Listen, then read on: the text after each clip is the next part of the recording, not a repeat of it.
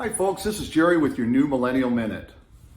I had someone come up to me the other day and ask, is it possible to build camaraderie, like and trust with somebody the very first time you meet them? And the simple answer is yes.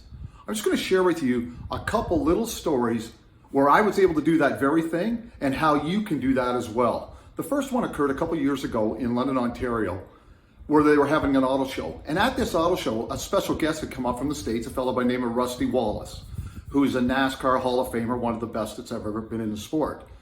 And while I was in line with my friend, who was a big fan of Rusty Wallace, I noticed all the people ahead of us who were getting up to Rusty and talking to him, and they were all saying the same thing. They were telling them how they were his biggest fan and they really enjoyed watching him race, and they were all asking him for an autograph and have their picture taken with them. And as we got closer to the front where Rusty was signing autographs and having his pictures taken, I started thinking about something. I started thinking, what can I say to him that was different than what everybody else was saying? And I know from watching racing, a few weeks back, I'd seen him on television talking about his new race team and his son, Steven, who was the driver of his race team, who was working his way up the ranks in NASCAR. So when we got to the front of the line and it was our turn to meet Rusty, my friend handed him a hat and Rusty signed it. And then he took a look up at me and says, kind of like saying, well, what can I do for you? What I did though, is I kind of turned the tables and I said, hey, Rusty, how did things look this year with your racing team and Steven?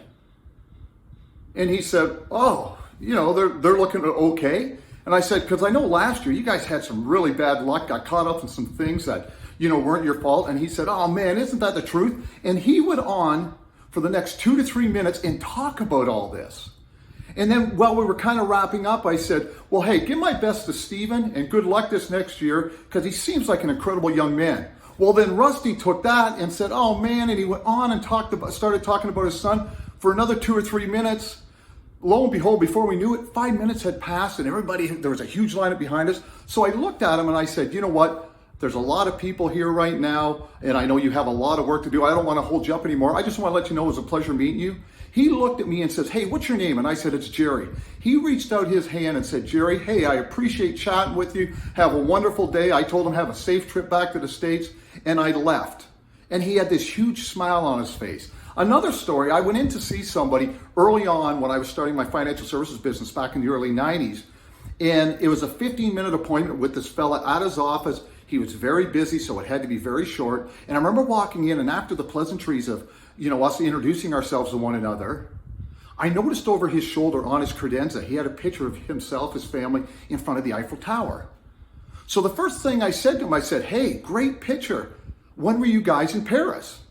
And he said, oh, it was actually this past summer. And I said, oh, did you actually stay in Paris or did you travel around the country or all around Europe? Well, he went on the next 15 to 20 minutes telling me all about this trip, talking to me about how this trip was pivotal for their family because he'd been working a lot and there'd been a lot of stress. And he told me how this trip kind of like revitalized the whole family. And it was absolutely amazing. Well, lo and behold, 45 minutes later, when I left the office, we were friends. This gentleman became a client, and to this day, he's a friend of mine. Now, what do both these stories have in common that I just told you? The common denominator is I didn't go in there wanting something from them. I wanted to get to know them. And what I did is I spent the entire time talking to them about themselves, getting to know them. Too many times when we meet somebody for the first time, we try to create a dialogue so that we can talk and they talk. What I encourage you to do is develop a monologue. Give them the opportunity to talk about themselves. You won't believe how people will respond to you if you do it this way. Because most people, they like people who like them. They like people who are interested in their life. So folks, I hope this helped. Until next time, let's go out there and live the life we're intended to live. Have a great day.